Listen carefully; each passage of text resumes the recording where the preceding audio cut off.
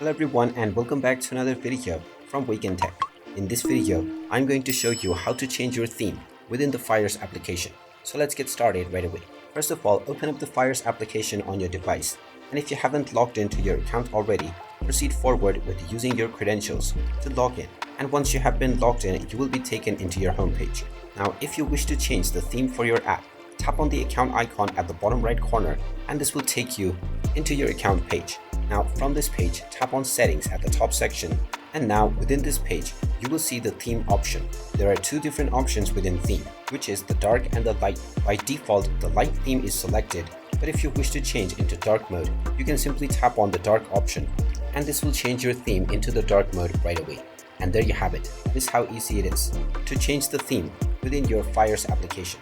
If you find this video helpful, make sure you hit that like button and subscribe to our channel if you haven't done so already. Also ring that notification bell to never miss another update from us.